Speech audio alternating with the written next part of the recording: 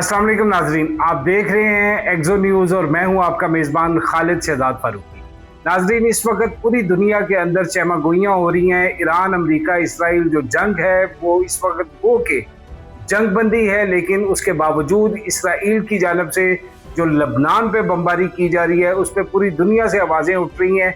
जबकि पाकिस्तानी हुकूमत और पाकिस्तानी फील्ड मार्शल जो हैं वो इस वक्त आरजी जो जंग बंदी हुई है 15 दिन के लिए, और उसके दौरान इस्लामाबाद में जो मुज़ाकरात की एक मेज़ टेबल सजाई गई जिसमें ईरान और अमेरिका के आला सतह के जो अफराद हैं उन्होंने बैठ के 23 घंटों तक मुज़ाकरात किए, एक दूसरे के साथ गुफ्तगू की, मामलात को डिस्कस किया गया। उसके बावजूद लेकिन जब नतीजा ना निकला तो अमरीकी नायब सदर जो हैं वो वापस अमरीका की तरफ रवाना हुए और ईरानी वफद ईरान की तरफ। उसके बाद कहा यह जा रहा था कि पाकिस्तान की मेज़बानी में होने वाले मुज़ाकरात नाकाम हो चुके हैं, पाकिस्तान को कुछ हासिल नहीं हुआ।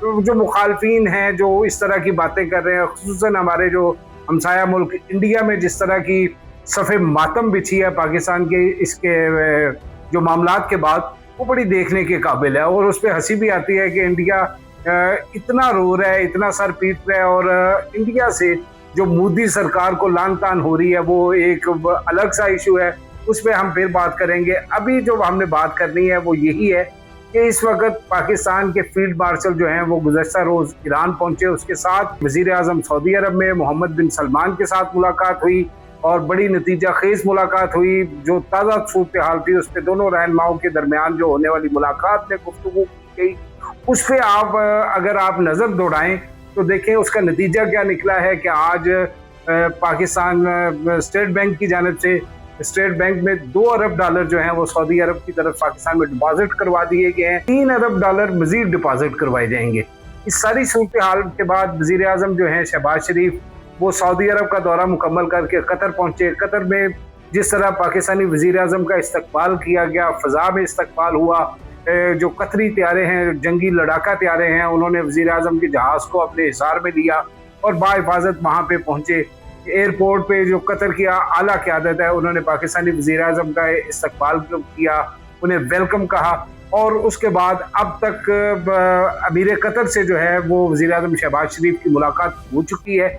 उसके बाद अब देखना यह है कि आने वाले दिन जो 1-2 आप कह लें 48 घंटे कह लें या 72 घंटे कह लें, वो इंतहाई अहम है, जिसमें पाकिस्तान जो है मुमकिना तौर पे दोबारा से अमेरिका और ईरान की क़यादत सर जोड़ेगी। बाकी मांदा जो मसाइल हैं उन पे बात होगी।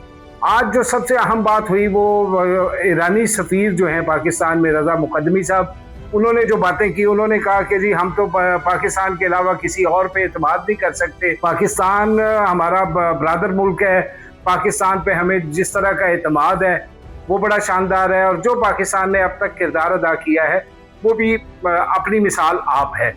दूसरी जानब जो अमरीकी जंगी वज़ीर हैं उनका अगर आप बयान देखें तो उन्होंने बड़ी धमकी अमेज़ बातें की हैं। मैं नहीं समझता कि ये इस मौके पे इस तरह की गुफ्तगू का कोई बनता था। उन्होंने धमकी अमेज़ लहजे में कहा कि ईरान को बड़ा अक्लमंदी के साथ फैसला करना होगा कि वो माहदे की तरफ आता है या नहीं आता। अगर वो ईरान अक्लमंदी वाला फैसला नहीं करेगा तो अमेरिका पूरी तरह तैयार है इस पे उसे तबाह करने के लिए।